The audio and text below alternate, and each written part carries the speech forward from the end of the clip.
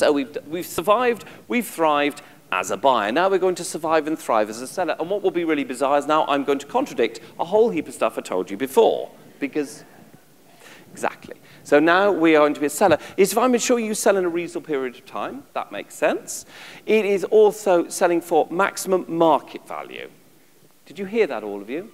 Market value. Not what you think the house is worth, not what you think your place is worth because you put a fantastic kitchen with gold-edged leaf taps in 1993.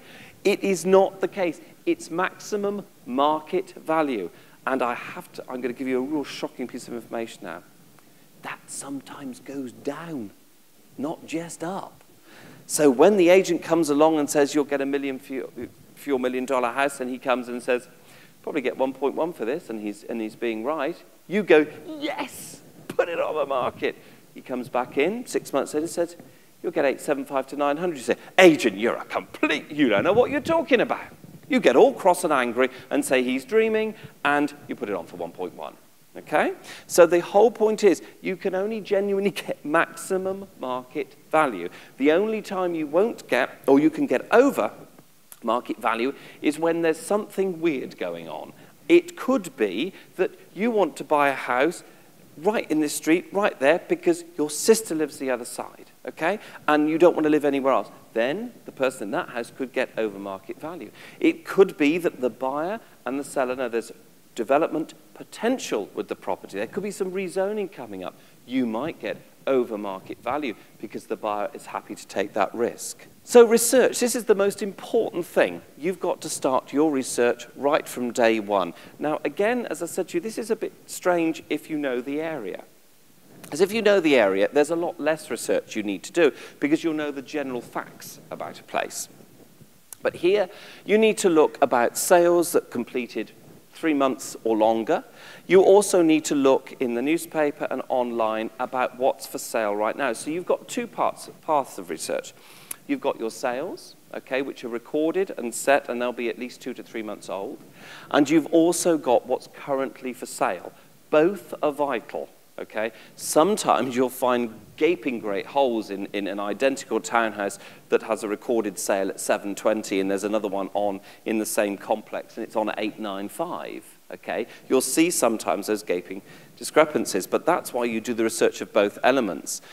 And so, for example, let's say we have got a $1 million 4-bedroom home on an 800 square meter block in this particular suburb. How would you define your research categories? That's very easy. You start with the suburb that your house is in. If it's a very tiny suburb, which sometimes they can be, in areas they can be very small, you perhaps take the ones that are similar to it around it, okay? So you take your suburbs, and then if you're hoping, or you think around $1 million-ish for your house, you'd probably start your search at about 800 and finish at about 1.2 to see what is for sale so that you can get an idea of where your home sits in the market in comparison to those. Because generally, unlike commercial property, residential property almost always is really done on a comparable method of valuation. And why should you? I mean, bless him, he's doing his research. He is. He told his wife he was taking the dog for a walk, but he is doing, funny dog, taking research. Because, look, there are houses for sale in your area. If you're trying to learn about the market, go to the opens, even if they're a little bit cheaper or a little bit more, and then just think to you how much more the value could be or less compared to yours. And then you've got to think, should you invest to dress?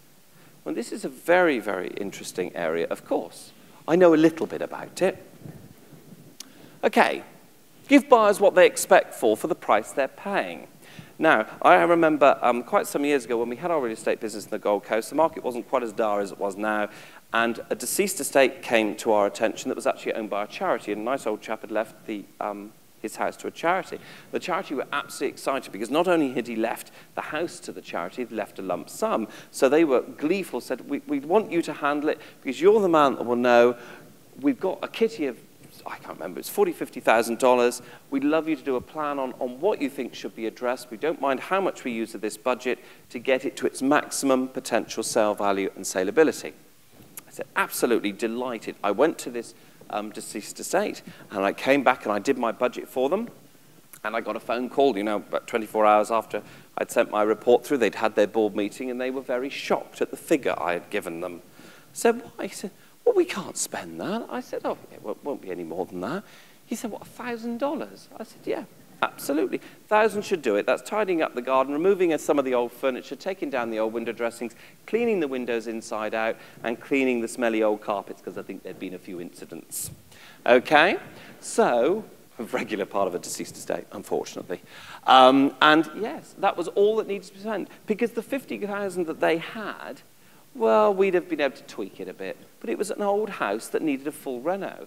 And the trouble is, if you do a beautiful kitchen, a beautiful bathroom, and maybe a new front drive, the rest of the house is still going to look old. And a house, the impression of a house is an overall impression. It's not just sections. So in that case, it wasn't worth doing. It's better to sell as a renovator, just clean and tidy.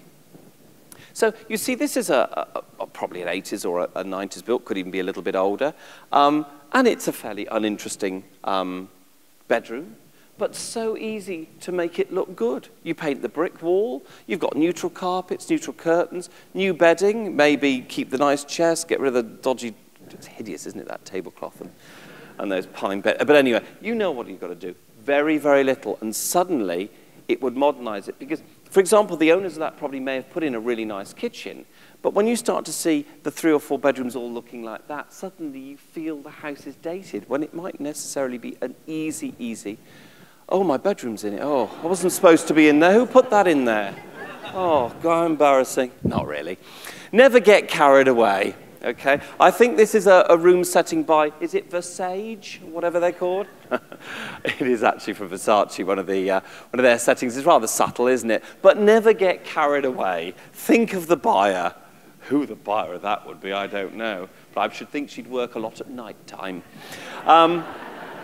But never, ever get carried away, because you've got to do the interior of your home to the standard that buyers expect. Now, that sounds quite easy, but for example, if you're got a standard little house, perhaps in a regional area, $350,000 home, and your kitchen's a little bit tired, and you think, oh, everyone has stone bench tops these days, and you rush off and spend a fortune on getting a stone bench top. If you've done your research and discovered that the other homes in that area at the moment, at the price level you were at, didn't have them, there was no point in doing it. Okay, it might be a blue bench top, then it might be worth changing it to another laminated bench top in a paler color.